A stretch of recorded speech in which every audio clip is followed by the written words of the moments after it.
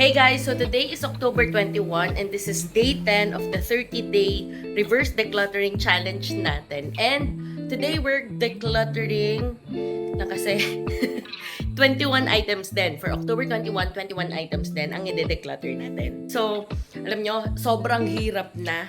Parang kung ano-ano na lang yung mga nakikita ko dito. Parang feeling ko, sobrang konti na lang ng mga nakukuha kong mga items. Or siguro, hindi ko pa lang kasi na explore yung ibang parte ng bahay namin. Alam nyo, kahit ang liit lang ng bahay namin, parang napakadaming gamit pa rin. Anyway, for today, papakita ko na sa inyo. Bale, ang ginagawa ko kasi, tinitignan ko na yung mga lugar kung saan pwede akong makakuha ng mga items or stuff na hindi ko na or hindi na namin ginagamit sa family namin. So, yun, kino-collect ko na din, ipapakita ko na lang ng minsanan sa inyo.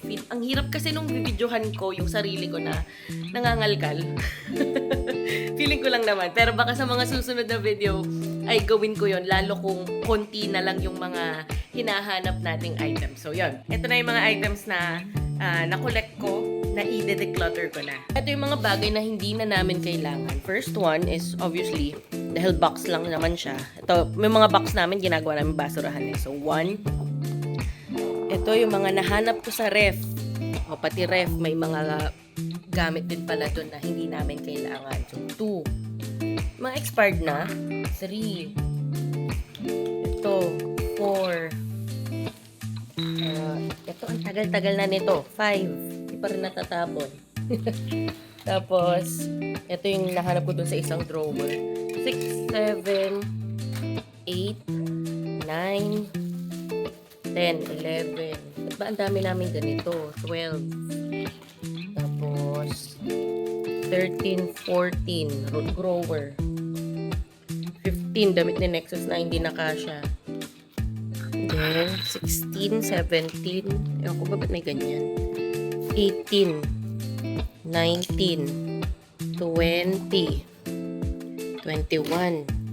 So, yan. 21 items ang nabawas na naman sa bahay natin ngayon.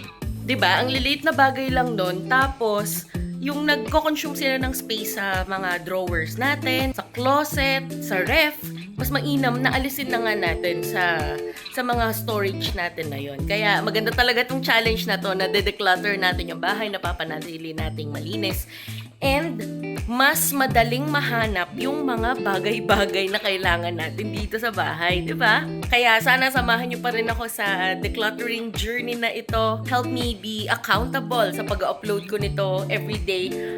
Well, that's one thing pala. I'm sorry, hindi ako nakakapag-upload talaga everyday kasi ang hirap nung mag-shoot ka tapos mag-e-edit, may trabaho nga rin tayo na full-time maliban dito, di ba? Ang ginagawa ko na lang talaga is that I try my best to record everyday. Parang once pa lang ako hindi nakapag-record na video, pero nag-declutter ako ng ilang piraso yon. Yung huli nating pinost, di ba? So yun, patuloy pa rin ako magde-declutter and mag-upload. Samahan nyo ako. And sana panoorin nyo itong mga videos ko para makita din nyo kung ano yung improvement by the end of the 30-day reverse declutter challenge. So yun See you again tomorrow. Bye!